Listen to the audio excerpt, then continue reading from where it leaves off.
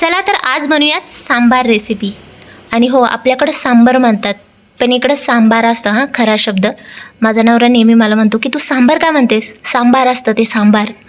जसं आपण मराठीत असतो ना पर्टिक्युलर आपल्या प्रोनाऊन्सिएशनबद्दल, तसंच ह्यांचं पण आहे. तर मी जास्त भाज्या टाकल्या नाही आहे सांबारमध्ये. आपले ड्रमस्टिक म्हणजे शेवग्याच्या शेंगा तर मस्त आहे, त्याच्याशिवाय कसं सांबार बनणार. आणि मी फक्त गाजर, कांदा, टोमॅटो, हिरवी मिरची आणि भोपळा. इकडं भोपळा नसेल ना तर हे पण टाकतात, मुळा टाकतात, वांगी टाकतात, बटाटे टाकतात. हे अन्नदानममध्ये जेव्हा बनतं ना ते सांबार खूप छान असतं आणि त्याच्यात खूप साऱ्या भाज्या टाकतात. आता भाज्या कुठल्या टाकायच्या हे सर्वस्वी आपल्यावर आहे की आपल्याला कुठल्या आवडतात तर त्या टाकायच्या सांबारमध्ये. आणि हो, भाज्या कापताना अगदी निश्चितीने कापत बसायच्या नाही आहेत, अगदी आबडधोबड कापून सगळं टाकायचं आहे. भोपळा पण मोठाच ठेवायचा आहे, गाजर पण मोठेच ठेवायचे, टोमॅटो बघा मी 6 खापा केल्या आहेत त्याच्या. आणि कांदा पण असं जाड जाड कापायचा आहे, कारण की सांबारमध्ये ते दिसलं पाहिजे व्हेजीज.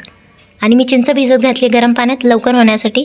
आणि डाळ लावून दिली आहे कुकरला, लसूण अद्रक पेस्ट, हळद आणि थोडंसं तेल टाकून गॅसवर ठेवून दिला आहे कुकर.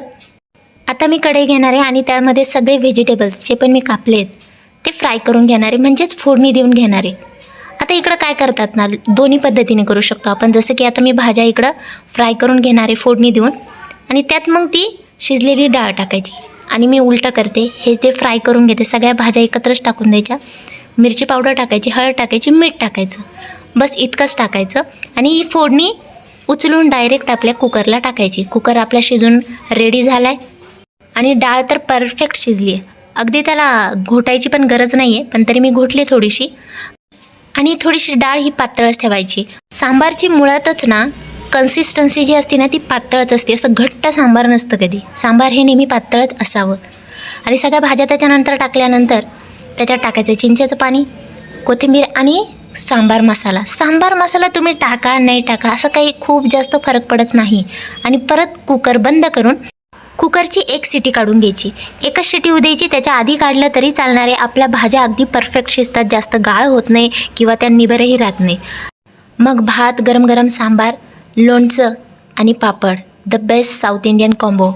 आणि तुम्ही माझ्या व्हिडिओजला इतकं प्रेम देताय त्यासाठी खूप मनापासून थँक्यू. तुमच्यातल्या प्रत्येकाला मनापासून थँक्यू. आणि हो, सुपर झालं आहे हां सांबार.